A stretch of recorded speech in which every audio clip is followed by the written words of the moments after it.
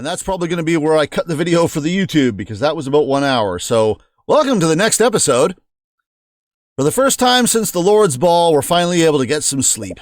We wake up in the morning refreshed, but also a little anxious about the results of the will reading. Oh, that's just going to happen here, all right?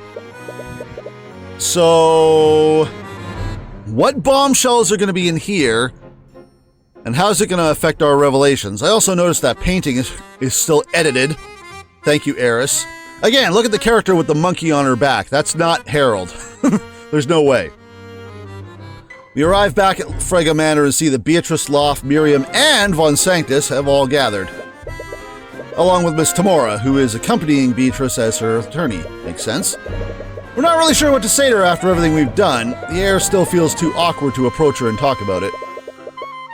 Thank you all for coming here today. Is this it? They could have at least said there were a few other nobles. Sure, did they say Miriam and Loft both, right? Hang on. Yeah, so the girls and Von Sanctus. All right. What about Harold? He's got a stake in this. Thank you all for coming here today. As William Frege's close associate, I must express my deepest condolences for your loss. I think I speak for all of Wivengard when I say, yeah, get on with it. Yeah, and exactly. Just get on with it. There are people here that shouldn't be, and they need to fuck off. Very well then. To get straight to the point, Lord Frege's will was magically sealed when it was given to me. Okay, so it has not been replaced or tampered with, unless we see some Doki Doki Necromancy Club nonsense happen when this guy opens the will. Eris, are you going to edit it on the fly? Because you're going to need a visit from Mageblade if you do that. He asked me, his oh wait, she's not here. She's not allowed. She's not in the group. He asked me, his executor, not to submit it to the courts for probate until after his death. Interesting. Although I imagine none of us expected such a time to come so unexpectedly. Oh, wait. So this is the will he just wrote up. Lord Frege's will was magically sealed when it was given to me. When was that precisely? I want to know when this happened.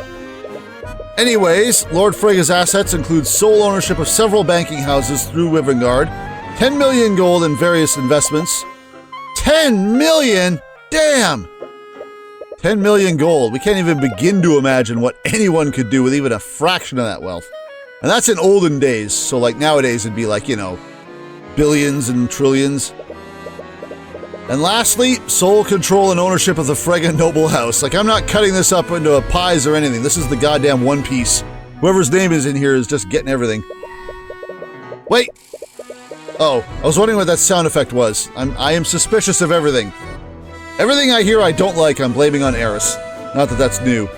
The executor takes out a large envelope and uses a rune stone to dispel the magical seal on it. I, William Frege, being of sound mind and body, do hereby declare this to be my last will and testament. I hereby give, devise, and bequeath all of my assets and property, both real and personal, to Jaden Von Sanctus. Okay, this is consistent. We knew this. Yep, Lloyd knew this too. Zero shock. Provided that he enters into a legal and binding engagement with my daughter, Loft Frege, within 6 months of the date of my death. Well,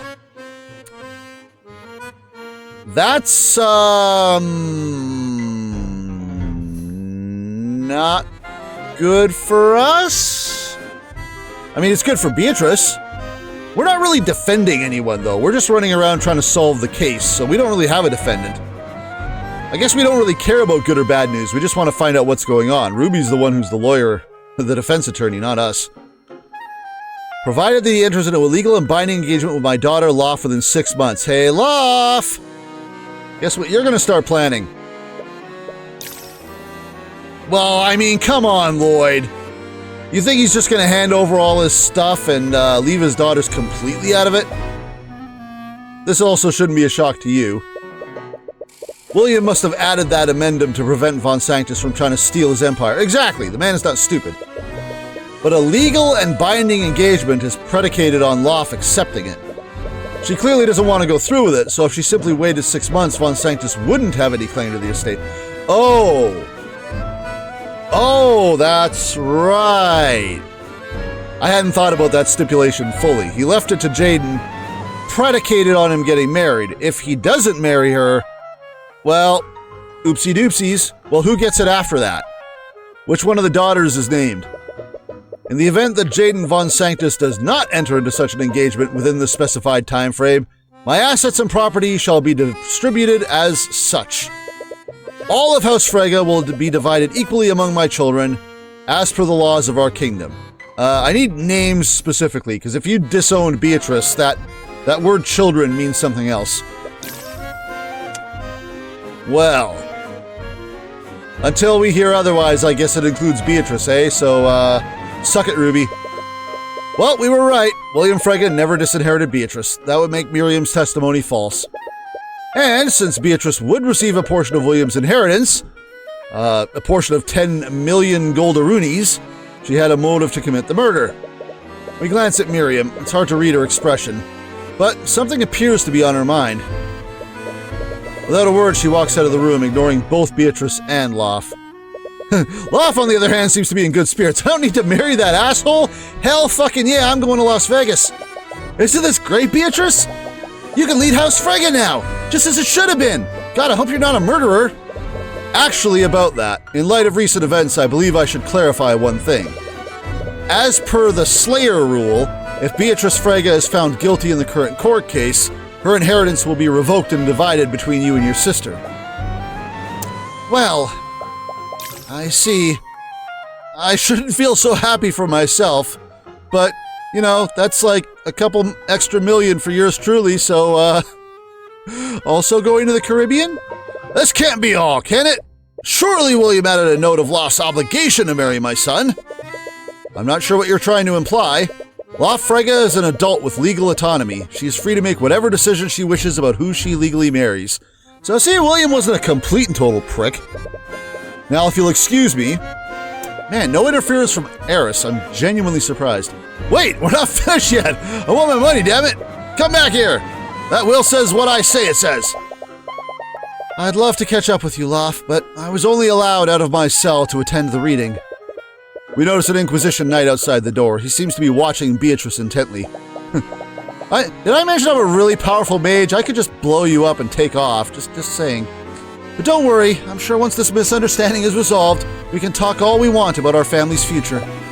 Of course! Man, Loth is so happy right now, she is going to be let down so hard.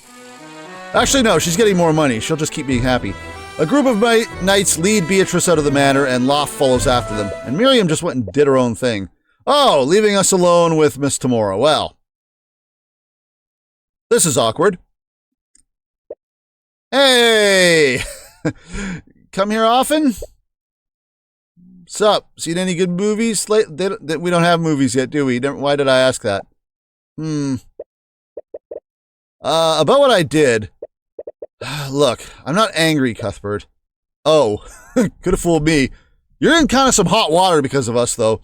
Also, that whole thing's getting resolved before the will reading. Not so much happening. Also, I wonder how Eris plans on taking control of House Frege, given the circumstances and given the will reading. What exactly is her in there? Unless she's just directly collaborating with Beatrice, and Beatrice is like, okay, fine, we killed Dad, we split everything, I send you a million as thanks, you know. It was an extremely unforeseen situation, and Steelwind clearly put you on the spot. No, we put ourselves on the spot. Steelwind just happened to facilitate it. You felt pressured to do something, and you made a rash decision. But I'm sure the court will understand if you withdraw. Wait a minute. No. You can't lead us. I ain't withdrawing shit, woman. Wait, what? Cuthbert, you're not a prosecutor. You know that, right? But Miles bounces back and forth all the time. Didn't you become an attorney to defend persecuted mages? But Beatrice is guilty. I saw it. I'm not going to argue about this again. But eyeballs! You are going to withdraw. This is not up for discussion. Well, it got awkward again. We've always regarded and respected Miss Tamora. That's an interesting use of regarded, but I guess it's not technically wrong. And we suppose that's always made us deeply scared of disappointing her. Well, get ready to disappoint. Maybe she's right. She knows more about what's going on than we do, and she's still our man. No, we know more about what's going on than she does. We have magic eyeballs. We want to believe that. We really do. But deep down, we know that this is wrong. Miss Tamora may believe in Beatrice's innocence, but we can't just abandon this case and let her escape injustice. What obligation do we have to anything? She's not our client. Ruby, you go do your thing. You defend your client. Us, we're going to go investigate things. Also, this is another thought I forgot to mention. If Ruby is guilty, and I'm starting to lean in the direction of that maybe not necessarily being the case, or at least maybe she at least knows who the guilty party is, and it is Eris, because even if Ruby isn't a part of the plot, she's aware of it. If she knows what's going on or is culpable or whatever, that would explain why she wasn't investigating during the last stream, because we were just like, why isn't Ruby here? Why isn't she asking questions? She's not interrogating anyone. She's not even at the jail cell talking with the client. She's just, off for a burger. What the hell's going on? Well, that would explain that, wouldn't it? She doesn't need to investigate if she already has all the answers. My hands are trembling. Why are we so scared right now? We know what we have to say, but the words won't leave our mouths. Celeste, little help? From behind us, we feel Celeste hold our trembling hand. It's warm and comforting. It's that same sensation we felt back then, back when we were in bed. Somehow we can feel it through her hand. It's as if she's silently telling us that we know what we have to do. Our anxiety fades and we take a deep breath. I'm not going to do that, Miss Tamora. This is some pretty chill piano music for what I imagine is going to be a negative reaction. Yeah. What? Where's this piano music coming from? There's no one sitting at the piano. You said it yourself. Our court system needs a defense attorney and a prosecutor of equal power to keep things fair. That's not what No, you said it. You said it. I'm not going to withdraw. If you believe in Beatrice's innocence, and if you truly believe you're on the right side, then prove it by beating me. Fine. Do what you want. But you're only going to make things harder for everyone. No, just you. Tyrion? As soon as Miss Tamora steps out of the room, our body drops on the floor. Whatever bravery we felt before got replaced with an extreme amount of fatigue. Scale Lord, it's the first time I've ever spoken to her like that. But you still did it. You stood your ground. Figuratively, I mean. Right now you're kind of just sitting on the floor. Yeah, you didn't stand your ground for shit, bro. Yeah, I need to take a moment. Can we go back to the ballroom? Maybe there's some food left. Yeah, it's nice and bright here now. We return to the ballroom and take a moment to recover. Hey, it's you! You spot Commander White at the edge of the room, but we don't pay him much notice. Hey, wait, why was I even here? Just walked right past Gumshoe. Hey, pal, how you doing? Just ignore me. Okay, fine. Cool. I get it. I see what's it. It takes us a while before we're ready to stand. You okay? Yeah, I just needed a moment. Anyway, the well reading brought us a few more hours to investigate the murder. We should take advantage of the new information we just learned. Huh, so he's just come over here. So, where should we start first? You're not going to ignore me now, right? Hey, what's up? Oh, right, we're the prosecutor. Oh, yeah, we're the prosecutors, so you're our, you're our new errand boy. Well then, I guess we're your boss for now, huh? Didn't see Steelwind making that call, did you? Yeah, this is weird, isn't it? Yeah, it is. Just like Psy'Min Sezz, you got that right. Yep. Awkwardness aside, I've never really led a task force before. What would Steelwind normally do in this situation? Well, she'd normally have us investigate areas of interest, no shit. Right, the context of the investigation tends to change after each round of court proceedings. Well, we're lacking a lot of physical evidence. Could you and the Inquisition search the gallery in Beatrice's room? Perhaps you can find evidence of how the Sword of Spell Eating was stolen. Also, Celeste stored, because that's weird too. Whatever you say, boss. That covers the Inquisition, but what are we gonna do? It's clear that Lord Frega's inheritance played a large role in this case. Even if it's not valid, we should take a look at the modified will he was drafting. Yeah, but we can't find that. It might give us some insight about what he was really planning to do with his inheritance. I thought that was legitimately missing. We were told this. I just can't wrap my head around it. Beatrice murdered her own father for what? Wealth and power? To be fair, that's a lot of money. Also, Beatrice may have some stuff going on in her own life that, they mentioned she was in debt, but she's also, tangled up with Eris now, so maybe she's just a part of their little mob. That's just how the aristocracy works, or aristocracy works. Even the weakest noble has a large amount of political power. Sometimes I feel lucky that I grew up in Cornhaven. Next lead! Where should we go next? William retreated into his study to draft a new will. Even if it's not valid, we should try to look for it there. It might give us some insight into the headspace he was in that night. Well, I guess we'll try that. What are our options? Yes, this obviously. Back here for who knows what reason. And of course here. What was the other place we had them investigate? Were they investigating the study in Beatrice's bedroom? Or was it the gallery? I think it was the gallery. Well, they said go here first. Let's go here first. Are we gonna run into Steelwind? Miriam? I need you to get out of here. Come on, where is it? As we enter William Frega's study, we spot a figure rummaging through the drawers at his desk.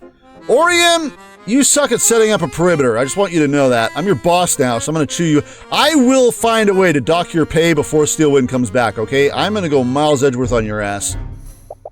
Why isn't it here? Where else would he put it? Miriam?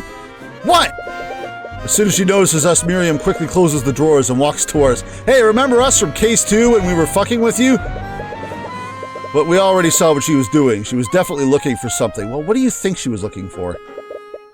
This is a crime scene. What are you doing here, Miriam? As if that's any of your business. No, it's actually our business. Literally. Considering I'm the prosecutor now, it's very much my business. We get to be Steelwind for the 3rd time. Is anyone keeping count of this? We glance we give a side glance to the knight stationed outside the room. You guys just let her waltz in? Were you on coffee break or something? You guys on your phones? What's going on? Yeah, they should have stopped her from entering, but perhaps she used her status to intimidate them into letting her through. You guys are punks. However, this could be a blessing in disguise. She was clearly looking for something in this room, and we have a feeling we know what it is. We do, but first of all... Arcanum. Everything is abjuration magic that she isn't even bothering to show us. This is just this. There's a trace of illusion magic where the body was. Also this. How does this factor into anything? What was the illusion? I mean, we know that William Frega said, "Who are you? What are you doing here?" when he was being attacked, which would imply it was a stranger, but at the same time it could have been someone with illusion magic on them. Yeah, here we are. He heard Frega shout, "Who are you? What do you want?" Huh. Anyway. The assailant must have used some kind of magical disguise. Maybe they just disguised themselves as a random guard. Maybe that guard outside right now is, you know, Eris right now. Or they turned themselves invisible. Maybe that guard that was with us during the will reading was Eris. Oh, that'd be a bit of a mindfuck. Maybe they turned themselves invisible. Also true. But this is kind of it. Yep. No other Wait! No? Okay.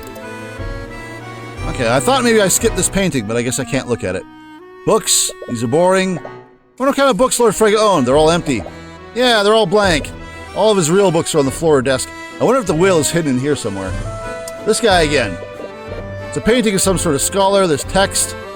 Rook Ressinger. Economic scholar and aristocrat accountant. Yeah, Rook the Cook. I remember this guy. Rook the Cook, due to his ability to cook the financial records. Yeah, Rook the Cook. Sometimes I wish I could have a nickname like, "You are the Crimson Demon. We have had this discussion." Not that one. That's a cool name. It's a fireplace. William must have used this to keep warm during the winter. That would be what fireplaces are for, sir. There are several books about economics and politics. It doesn't look like there's anything of note. But they are there. Big window. Supposedly it's magically reinforced. Indeed, Steelwind told us this. Large mahogany table at the end of the room. Lord Frega must have done his work here. Not Italian maple? There's a pool of blood and a chalk outline where the body must have been. Well, I can't imagine what else would have been there. Dun-dun-dun. Guess we're good. So, hey you are suddenly very confident, aren't you? What were you looking for, like we don't already know? You appear to be looking for something, Miriam. What could be so important that you'd disturb an active crime scene? It's none of your concern. I'm merely trying to find something that belongs to me. Really? So I have a feeling we might be looking for the same thing. You're looking for the will that your father was drafting, aren't you? That's...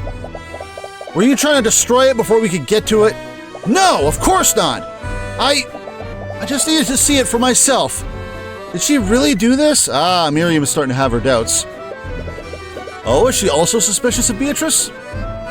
Might be. Why are you so determined to see the drafted will, Miss Frege?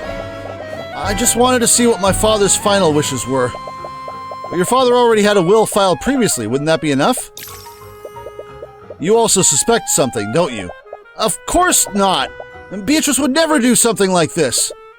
Miss Frege, I never even mentioned Beatrice. Oh, crap. I know how things may look, but please understand I'm just trying to get to the truth. Another thing that makes me think that, or something else that came up as foreshadowing was when we told Beatrice that we would defend... No, we told Loth that we would defend Beatrice no matter what, but we caught ourselves.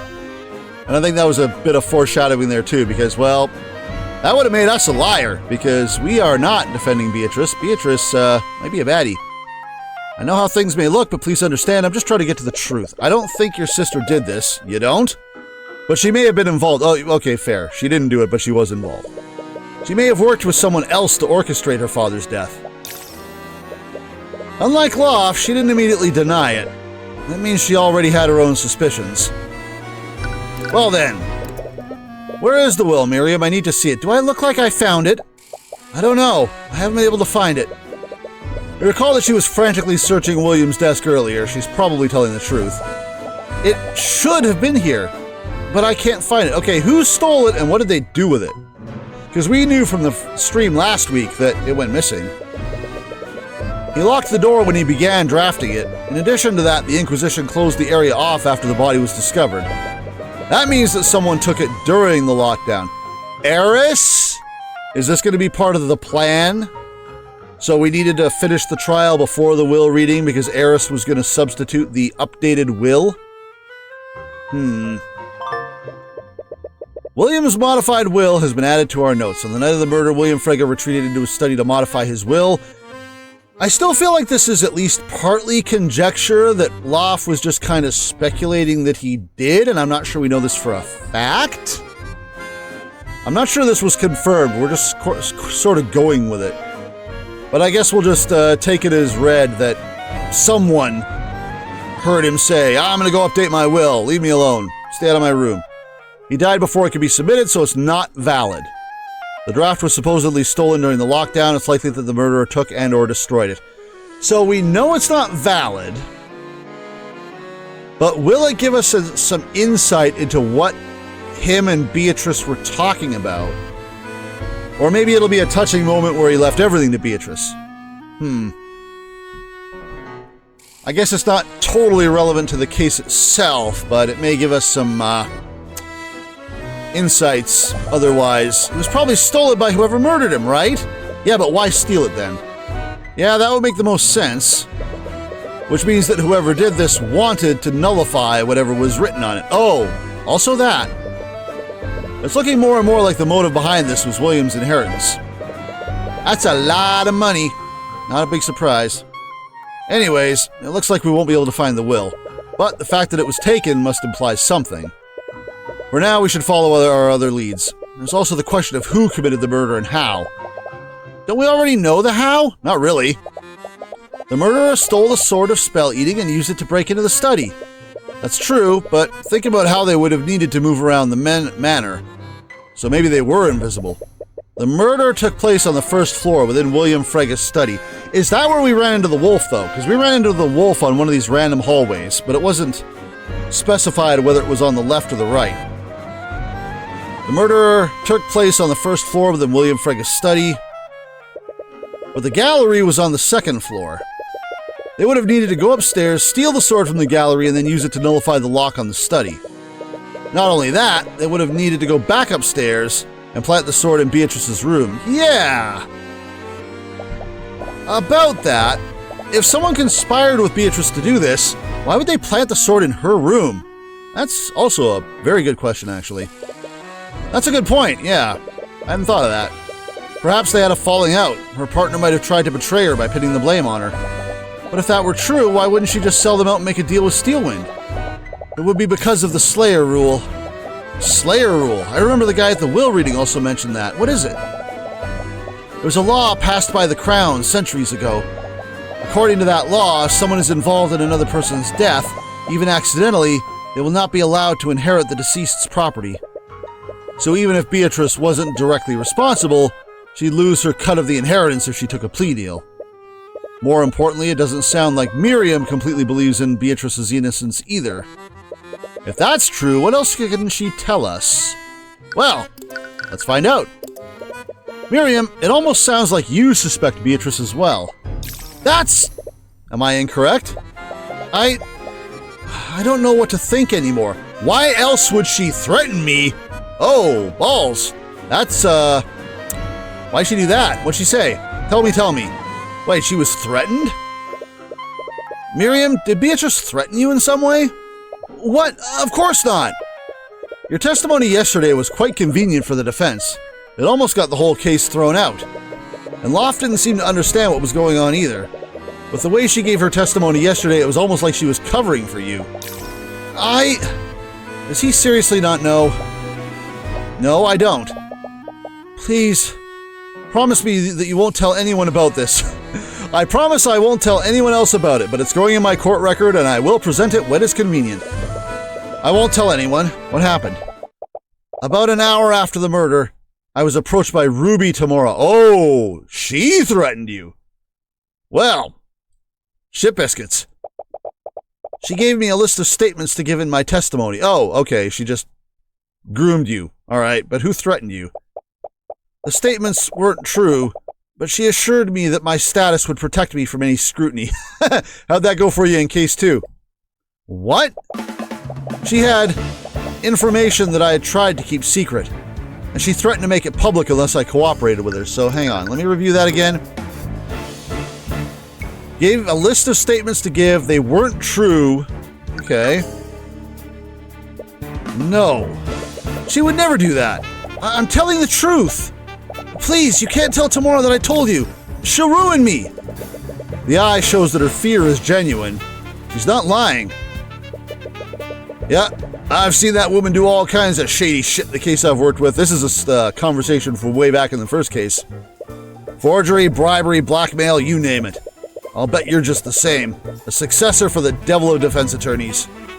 And now we're your boss. The rumors, they can't be true. No! We refuse to believe it. Hey, Tyrion, are you okay? Now is not the time to doubt ourselves. There's too much at stake right now. And we have a job to do. We should check on Commander White. He might have found something. Okay. Just don't push yourself, okay? Yeah. We'll have plenty of time to think about this later. When we play some mini-games. Alright. I don't present nearly enough crap to people randomly. What if I present this to you? You really have no idea where the draft of the will is? No? It should have been here. Considering the circumstances, the murderer probably took it. Yeah, I mean... The only person who would know where the will is the murderer. Logically. Hey, check out my badge! What can you tell me about this? I can't tell you. I don't know what you want me to say. Man. One of these days, someone's going to react to my badge. One of these days, it's going to be the thing to do.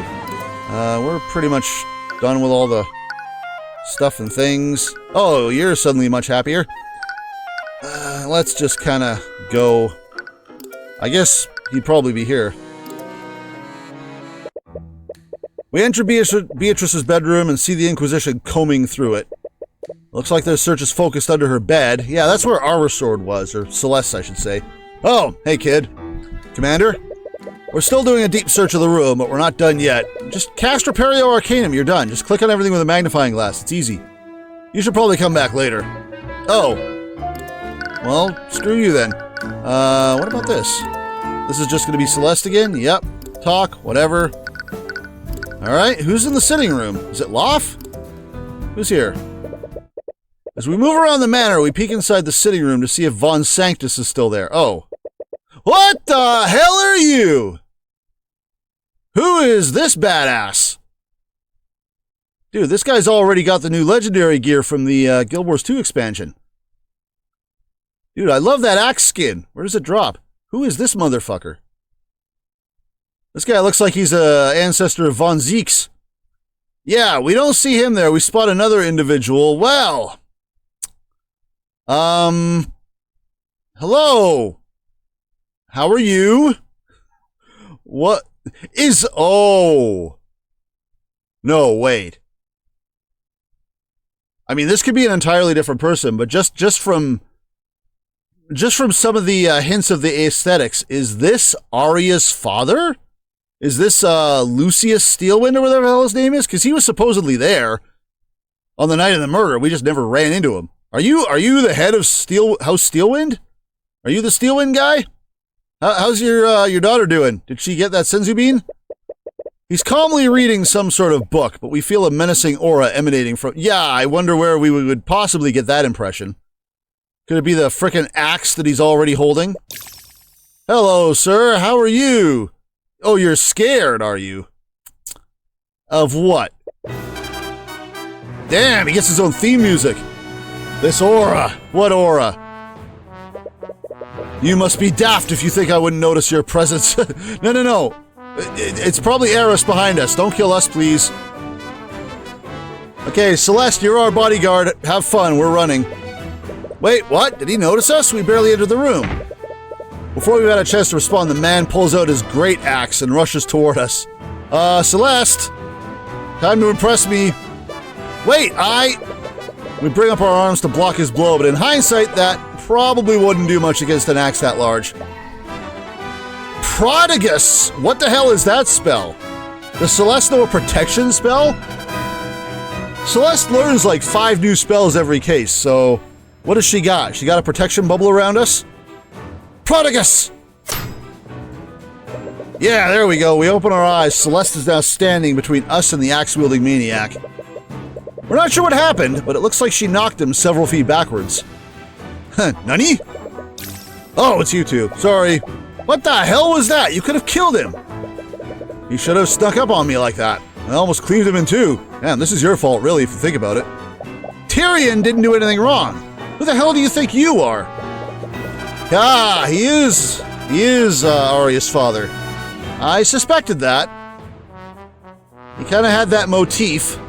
I am Lord Lucio Steelwind, Grand General of the Wyvern Guard military forces. That would also play in. I forgot Steelwinds were in charge of the military. Yeah, you kind of got the look there, I will grant you.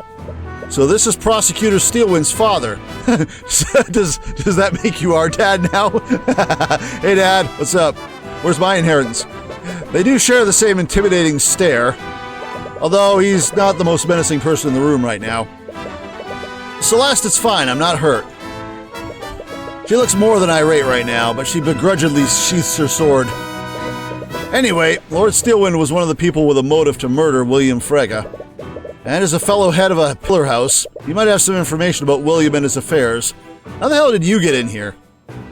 Surely you haven't been here since last night. Actually, wait a second. Let's look around at this again. It's a painting of some adventurers at a tavern.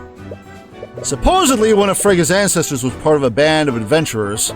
But we can't help but feel that there should be someone in the top left corner. Yeah. Are we gonna find out someone's been erased from history and we're just gonna be like, hey, whatever happened to so-and-so, and no one's gonna know who we're talking about?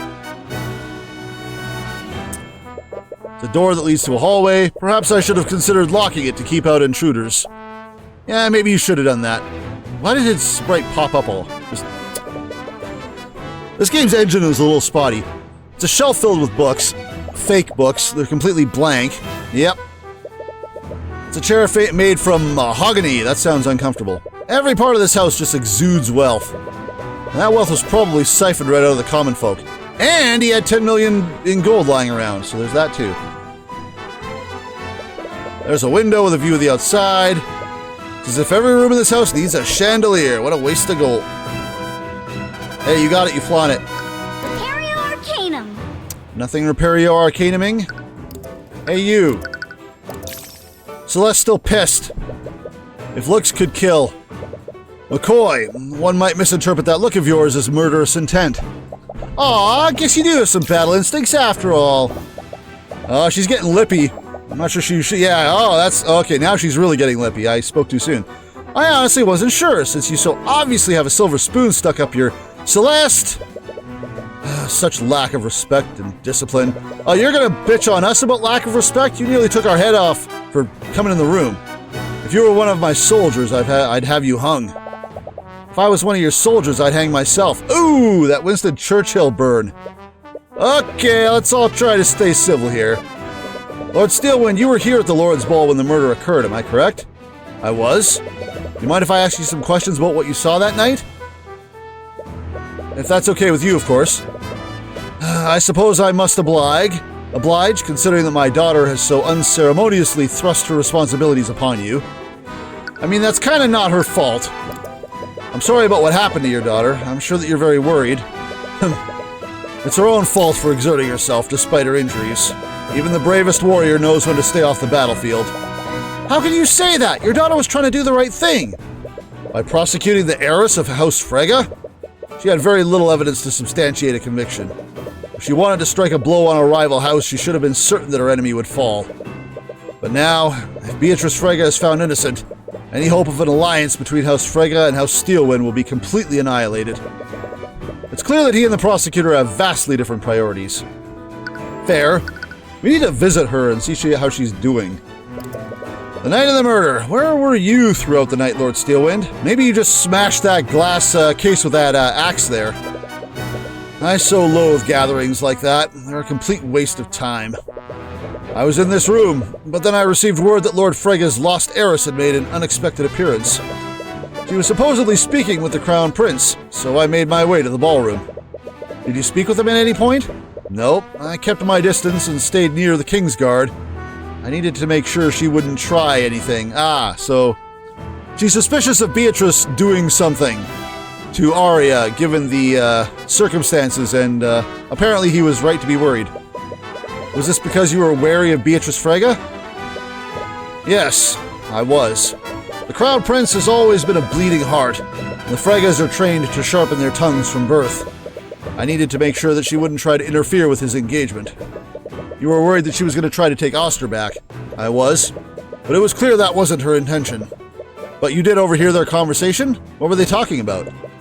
Their conversation was completely inane. It was all just small talk. Za! Hello, Za. Thank you for the hydrate. Lady Frege spent most of her time playing with Prince Alaric. Really? Lady Frege spent most of her time playing with Prince Alaric. Did that mean that the will got planted on him? Right, Oster's younger brother was there too. Is it going to be... Hang on. He's hiding it under his hair. I don't know. It might be on him. That will is somewhere.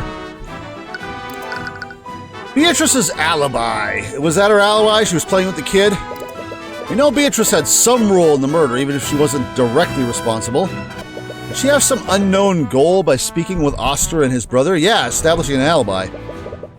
You went to the ballroom when you heard that Beatrice had returned. Was this before or after the lockdown? It was before the lockdown. That sounds about right. That means that she was accounted for before the theft was reported. And did you see her leave at any point? No. She spoke with the two princes for quite a while. She didn't leave their side until she was arrested for Lord Frege's murder. So yeah, she actually did have a solid alibi. What? That means she was accounted for the entire night. Beatrice does have an alibi, but she still did things. I still think that rat is hers. I still think that rat is her familiar. Yeah, you also missed a whole bunch of my speculation at the beginning. Beatrice Frege was seen speaking with Oster and Alaric during the Lord's Ball. Did you find out if she was blind? Oh yeah, I don't doubt that she's blind for sure, but I think that she's seeing by means of a familiar. I'll get to that in a second. She spent the entire night speaking with them. She was also accounted for before the Sword of Spelunine was reported missing. Several people can confirm this, so good for her. But her thoughts said she was an accomplice in William's death. This guy gets fancy music and everything. Was she there to distract the King's Guard? Possibly. Thanks for answering our questions, Lord Steelwind. I'm merely repaying my daughter's debt to you. He was surprisingly pretty cooperative, but that doesn't lift any suspicion off of him just yet. We need to find more evidence if we want to know for sure. Anyway, we should probably move somewhere else. Let's go, Celeste. McCoy? What? Yeah, these two are still pissed off. Like I said, Steelwood took a swing at us and Celeste had to defend us, so these two are like, aggroed. Your spellcasting is undisciplined, but your battle stance and reflexes are commendable. You have my respect as a warrior. So this guy's also the head of the military as well, so that reflects on him. As if that means anything coming from you. Hey, this guy's a general. Let's cut him some slack. What an undisciplined and defiant brat. Oh, we're just gonna move. Oh, no, we're here. We just fade to black and then we're like, no, we're still here. This is a little awkward. Blah-de-blah-de-blah, whatever. Move. This is probably nothing. We've been here. Go here? Whoa! Keep that in the corner! Don't let it get away! Is it the wolf or the rat? Maybe it's Miriam. Get away from... Oh, this is something else I forgot about. When we first ran into Loth, she was looking for someone, and she was like, Tracker! Tracker, where are you? I think that the wolf is Loth's. I forgot to mention that I speculated on that. I think it's the wolf they just found, but it's not Beatrice's wolf, it's not Eris's wolf, it's Loth's wolf, and to be fair, it kind of fits her motif, because look at her, she looks like a fucking druid.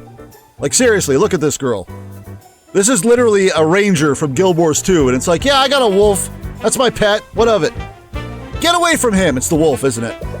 As we enter Beatrice's room, we see the Inquisition cornering something near the back of the room.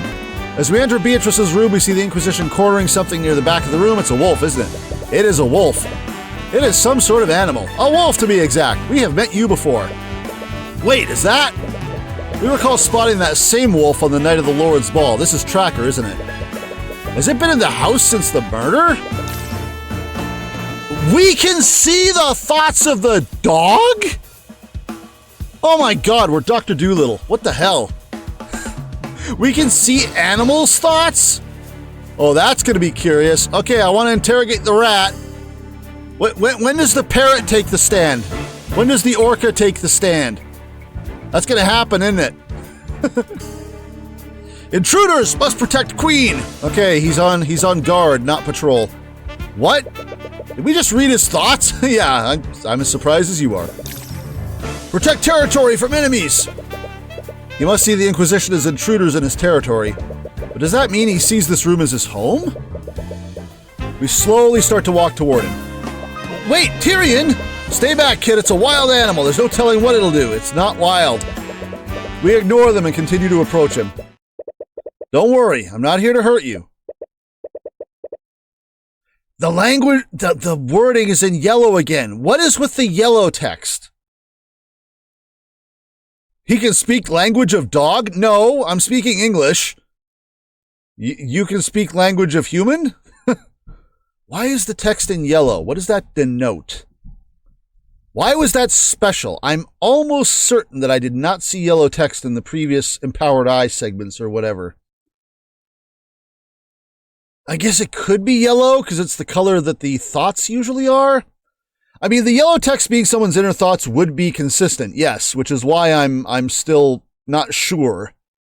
But I don't remember it ever being in the dialogue box. As I speculated earlier, I could be wrong.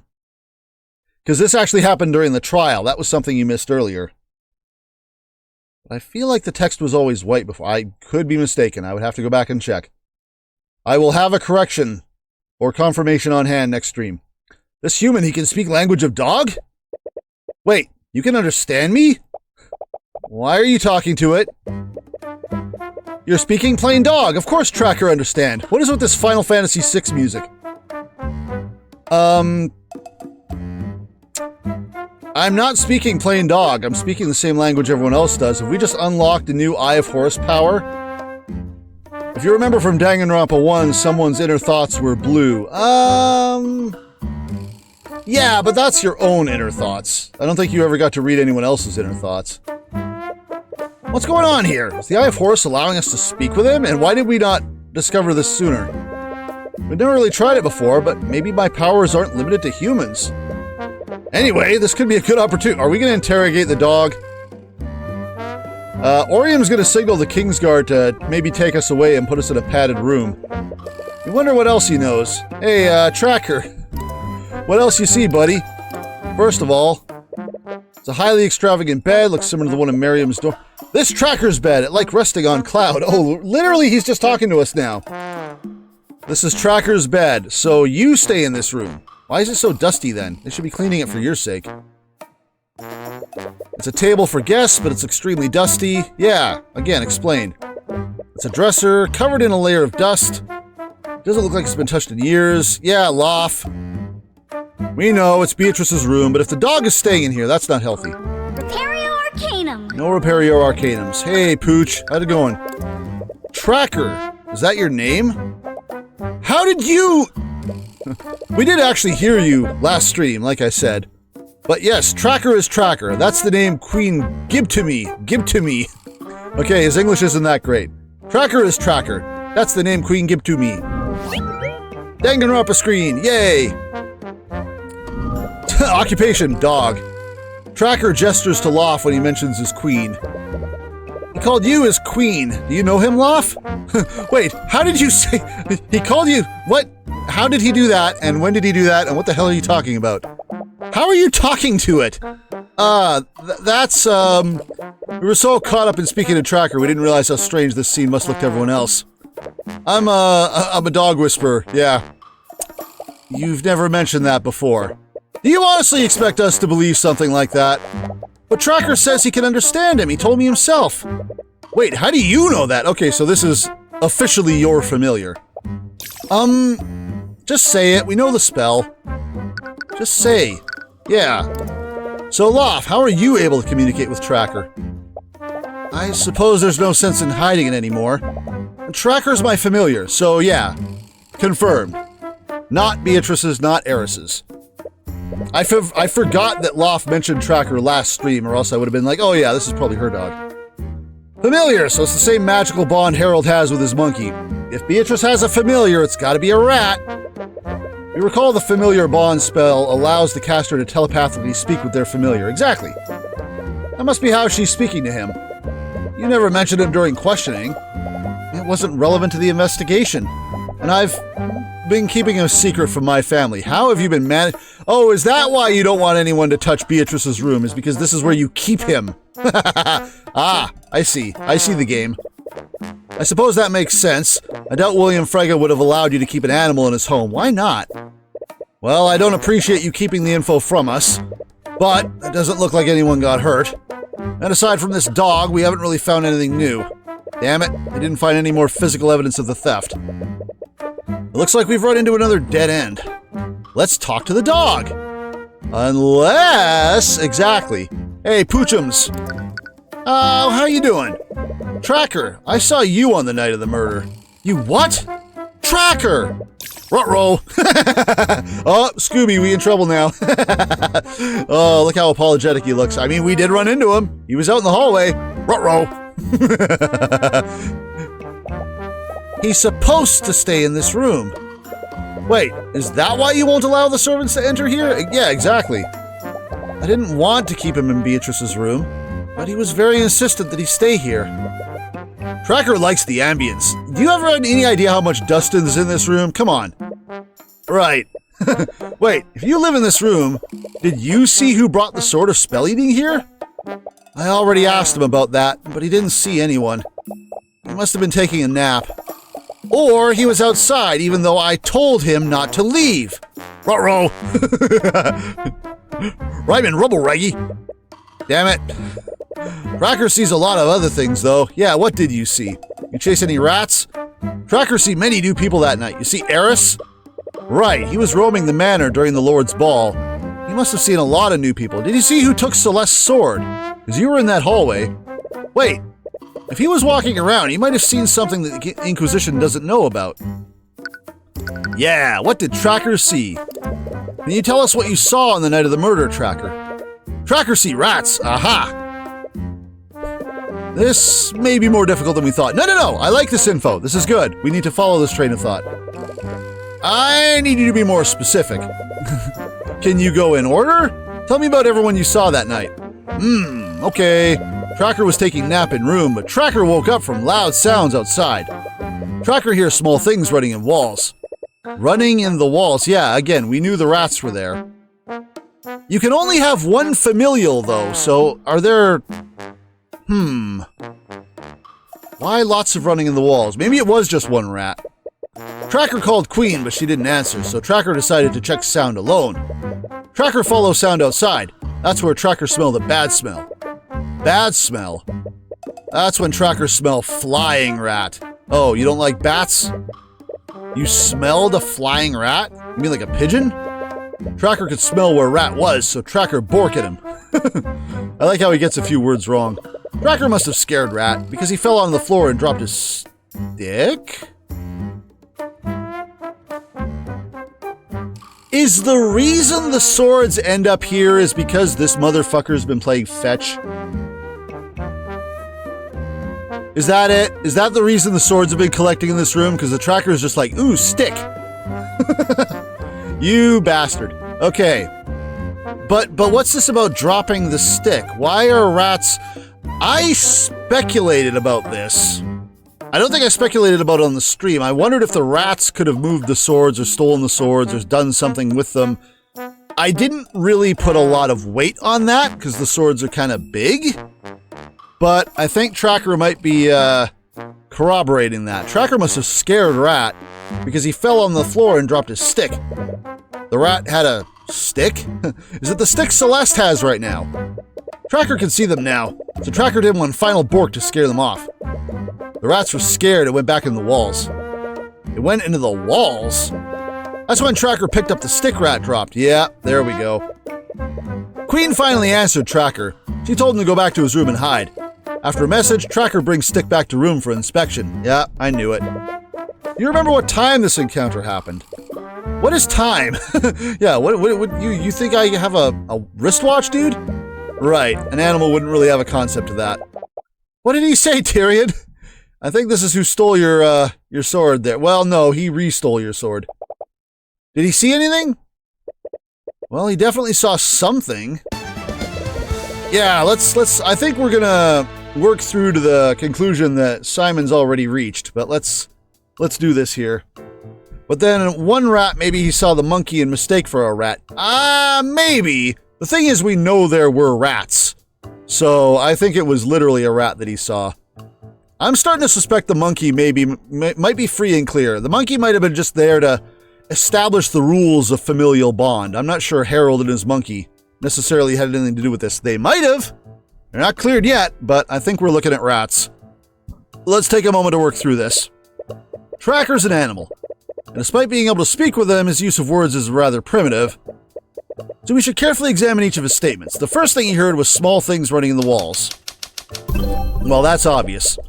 We recall someone else observed something similar that night. Yep, yawn.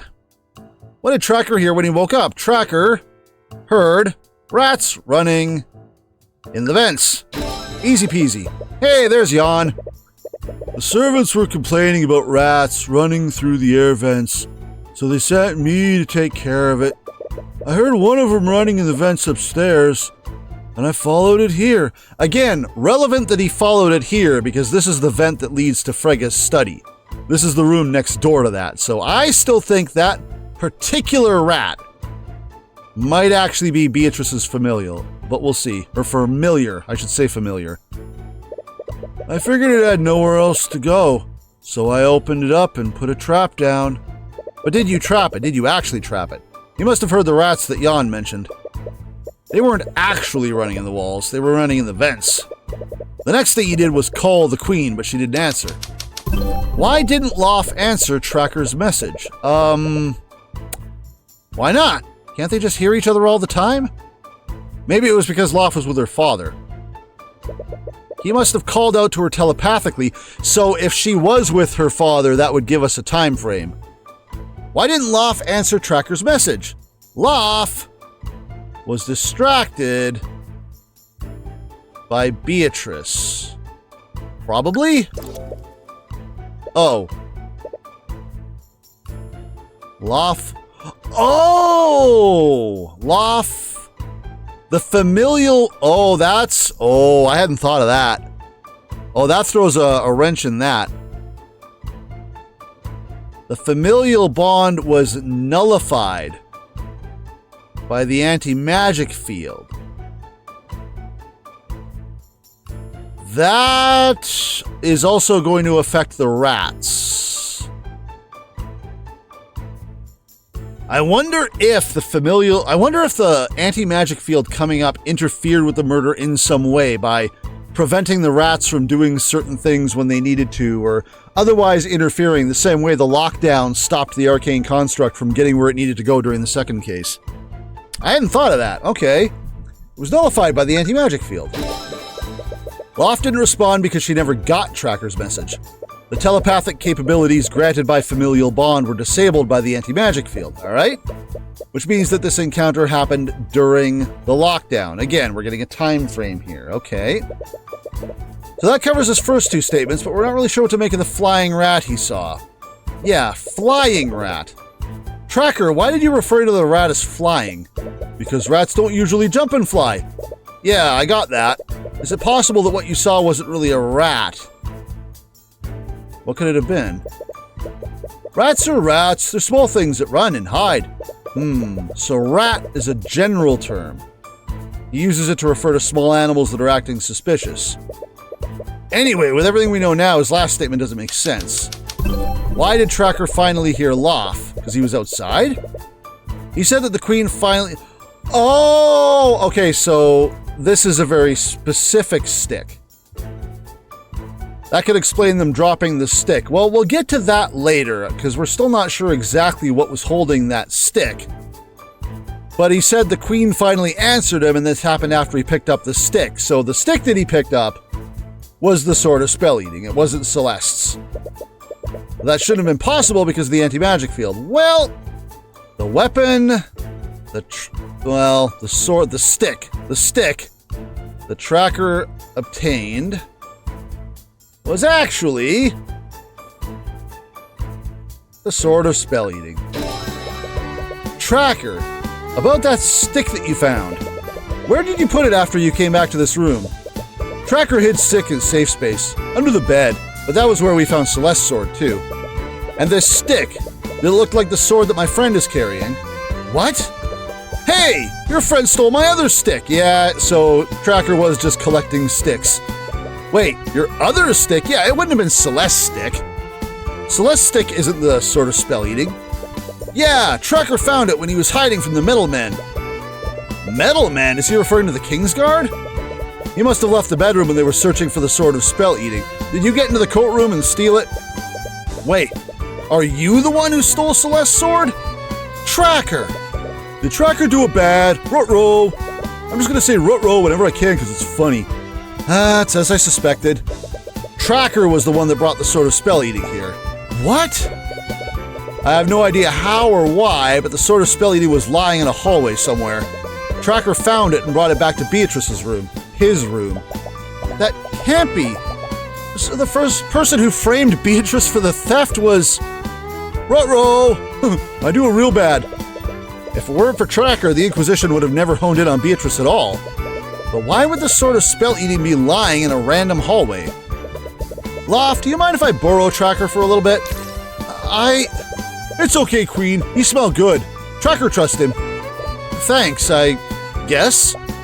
Okay, but only if you allow me to accompany you. We know about Miriam's position, but how does Loft feel about us prosecuting Beatrice? It's possible she might try to sabotage the investigation if you let her accompany us. But as Tracker's owner, we don't really have a choice. We nod to laugh, but we also send a subtle gesture to Celeste to keep an eye on her.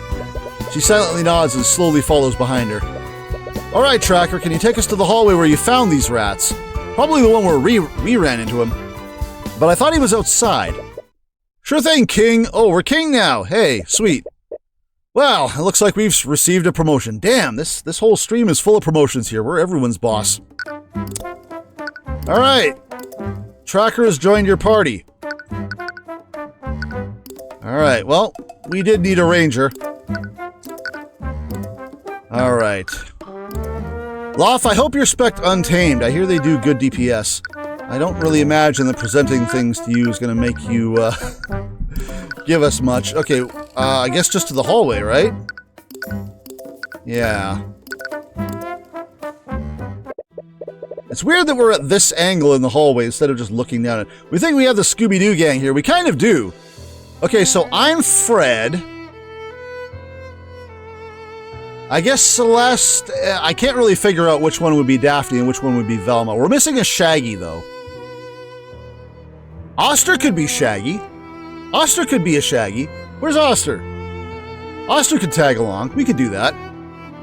I guess technically Loff would be our Shaggy because Loff is the one who's hanging out with Scooby. So Celeste can be our Daphne. Aria could be Velma. Aria's smart. Aria could be Velma. Where's our Aria at? The Inquisition guy, nah, screw him. We allow Tracker to lead us to the location. Well, yeah, I guess that could work. But no. We allow Tracker to lead us to the location where we found the spell of sword eating. Can't help but notice that vent is kind of hanging open there also. Surprisingly, it's fairly close to Beatrice's room. Is it on the east side of the house? He apparently didn't travel very far before he met those rats he mentioned. Uh-oh. As we continue toward our destination, Tracker suddenly becomes extremely tense. Tracker, what's wrong? Enemy. Oh, you got that right, motherfucker. No. Eris heard me talking about the position of Velma, and she's like, oh, can I apply? No, you cannot. You are the ghost. You are the one whose head we take the mask off of at the end of the episode, and we're like, oh, it was Old Man Willikers all along. Old Man Willikers, by the way, very good costume. Don't know how you fit into that, but you are not our Daphne. You get the hell out of here, or our Velma, or whatever the hell I just said. No. You are not part of the Scooby gang. You are enemy. Scoob, attack. Yeah, remember that DPS I mentioned to Loff? Oh? Before we even have a chance to react, Tracker steps between us and Eris and begins angrily barking at her. Oh dear. What are you gonna do? Tracker, stop that! No. Celeste is gonna have a similar reaction, and they are correct to do so. Loff tries to calm Tracker down, but he's undeterred. He continues to bark at Eris, and it looks like it's taking all of Loff's strength to hold him back. I'm terribly sorry, he's not usually like this. It's to be expected. What are you gonna do? I'm not sure why, but animals have always been able to see me for who I am. I saw that. I always read your text boxes very carefully because I know you're gonna change them. Animals have always been able to see me for who I am.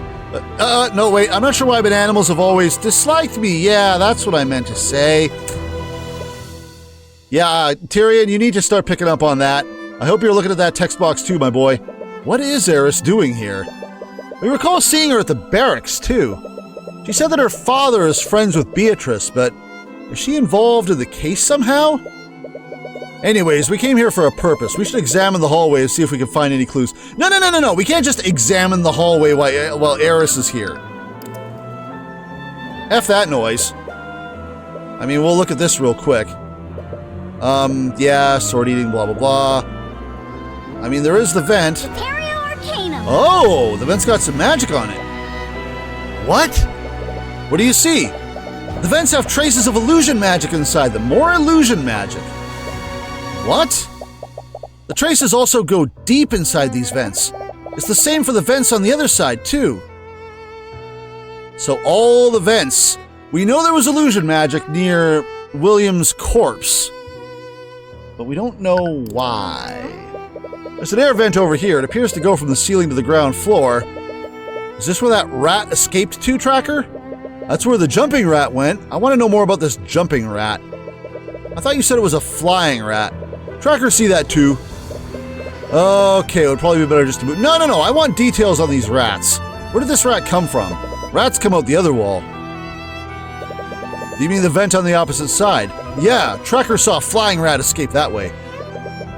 What was this rat doing here in the first place? We have a flying rat and a jumping rat. A flying rat and a jumping rat. The monkey could be one of those rats, going back to the speculation that you had earlier. Because we're just classifying small, furry, irritating things as rats. A monkey could be a jumping rat. A monkey could also steal a sword. Why would there be traces of illusion magic inside the vents? Eris, illusion magic user. What spell could have possibly left those traces, Eris? As I told you many months ago, illusion spells tend to do one of two things. They either create freestanding illusions, or they can disguise an existing creature.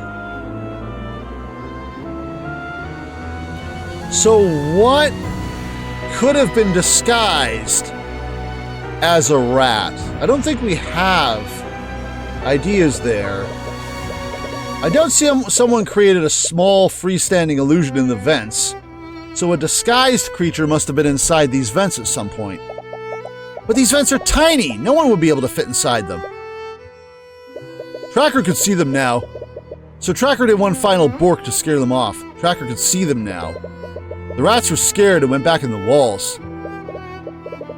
You say the monkey. I mean, it's not entirely incorrect. I mean, it's not impossible. But a rat would be able to fit in these vents. Well, yeah, I guess that'd be true. But that would mean that the rat had an illusion spell active on it at the time. It's not only that. He said that the queen finally answered him, and this happened after he picked up a stick. Oh, so were the rats invisible? And him picking up the stick... No, the rats would have had to have been visible anyway because the rats were running around with the Sword of Spell Eating. But that shouldn't have been possible because of the anti-magic field. Tracker saw this rat during the lockdown. It would have been inside the anti-magic field created by the lockdown. There can only be one way that the rat could have an illusion spell active on it. Wait, you can't mean that rat was holding the spell of sword eating. Is someone allowed to control one familiar or multiple? No, it's only one. It's in the rules for the spell.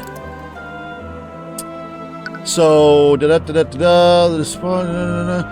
once the bond is formed, neither the caster nor the target can form bonds with any other creature. So, yeah. I understand why you would say that, but it can't be multiple, which is also... I'm aware of that too. I'm not curious. I'm wondering why or how there's multiple rats. Maybe there's not multiple rats. Maybe they just think there are and it's just one rat running around. But Tracker did see two, so I don't know. That rat was holding the Sword of Spell Eating. On the night of the murder, Tracker smelled something strange. Oh yeah, I want to know more about the bad smell. Was it blood? Was this after the murder? On the night of the murder, Tracker smelled something strange and followed the scent to the hallway north of Beatrice's bedroom. There he saw a flying rat come out of the northern air vent. Tracker barked at the rat and scared it away. When that happened, the rat supposedly dropped the Sword of Spell Eating. Tracker took the sword and brought it back to Beatrice's room. What? But how is that possible? A rat wouldn't have the strength or hands to carry the sword. See, this is what I was speculating earlier. Because it occurred to me the rats could have been carrying the swords, but how? They're kind of big. They don't really have the dexterity for that. Tracker's vocabulary is primitive and limited. He uses the word rat to describe small creatures that hide and act suspiciously. Oh, so we might be about to confirm your theory. Maybe it was the monkey. But even if it wasn't an actual rat, it still couldn't have been a human, right? Yeah, but... You're right. It would have been a small animal. A small animal with the strength and dexterity to traverse a small air vent while holding a sword. Well, that narrows our options. Yeah! Sorry, but I really have to ask, is that a monkey riding on your back? Yes, this is my familiar, Eugene. Eugene! No! Is Simon's chat serious? We know that Harold had a motive to kill William Frege. He was planning to defund the Heraldson Hall of History. Yeah, exactly. You can make a monkey look like a rat. That's probably what happened. But we did speculate Harold might be in on this. We moved the suspicion off of him earlier in this chapter, or this stream, but I think we're getting it back on him. But there could be a whole ton, like, for all we know, there's 6 or 7 people involved in this conspiracy, man. This is case 4. Things are about to go off the rails. He was planning to defund the Heraldson Hall of History. They had an argument that night, and that's when William Frege decided that he was going to defund Harold's museums. He must have struck a deal with Beatrice. And with Beatrice's portion of House Frege, she could have easily kept his museums funded. He could have faked the robbery and sent his familiar to murder William. Ah, yeah. I can't believe this. And there's something else the Tracker said. Tracker could smell where Rat was, so Tracker borked at him. Tracker must have scared Rat because he fell on the floor and dropped his stick. The Rat had a stick? Tracker, you said you had to smell to see where the Rat was. And when he dropped his stick, you were finally able to see him. See, I thought he was able to see him because he was outside the house. But no, he was able to see him because he dropped the sword and all of a sudden the monkey was visible. Does that mean you couldn't visually see him before he fell down? Yeah, Tracker couldn't see the Rat with his eyes, so Tracker used his nose to see it. The monkey was invisible! Well... So, it's starting to look like Harold might be our murderer and Beatrice was our accomplice. Still things that need to be answered. I mean, we're coming to this conclusion awfully early, so maybe Harold is still just another accomplice. We'll see. Also, Eris. We haven't talked to Eris again yet. She's standing in this hallway. What is she up to? No one would have noticed a small invisible animal. Well, yeah, on account of him being invisible. In addition to that, he moved through the air vents. Eugene would have been nearly undetectable that night. Beatrice is a master of illusion magic, so it's possible that she cast invisibility on Eugene. Loff is listening to this and she's like, I don't like where this conversation is going. I'm starting to regret having come with you guys. I don't want to be part of your Scooby gang anymore. Oh, and just like that, we know the rules. All right. I'm going to assume we got that from Eris, who we can totally trust. One of the highest forms of illusion magic, this spell makes the target creature or object completely invisible. While invisible, the target will be completely transparent and undetectable visually. If targeting a creature, that spell will also affect anything the creature is wearing or holding. And then there's the position of this air vent. We're currently in the hallway just north of Beatrice's room. Is that where we are? Wait, that's where we are. That's a weird place for us to be. We're in the hallway just north of Beatrice's room. I thought we were downstairs. Eris, how'd you wander up here? And this air vent connects to the ground floor. If we align the two floor maps together, this vent must lead to the storage room. Right, the air vent there curved upwards. This must be where it leads. So the rat... If Jan still has a rat trapped, it's not Eugene, because we saw Eugene later. I don't know. The air vent there curves upward. That must be where it leads. Yeah, we see that over there. And according to Jan, that air vent led directly to William's study. It would have been the perfect route to enter William's study and leave undetected. But he wouldn't have needed to nullify the lock to enter that room. Why would he need to use the Sword of Spell Eating at all? Good question. Oh, because of familial bond, they can telepathically communicate with each other. True. Yeah, that is correct. Man, that's an awfully inconvenient way of bypassing the anti-magic field. Harold probably needed Eugene to hold the sword so he could tell him exactly where to go.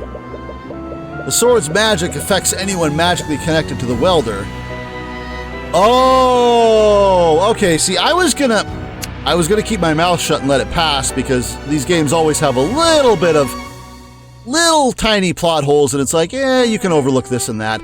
I was wondering how Frege was able to communicate with Tracker when Tracker got the sword, because even if the sword nullifies the anti-magic field for him, it certainly doesn't do that for her. But if the sword's magic affects anyone magically connected to the wielder, then that would explain that. I'm not sure how we know that. Hang on.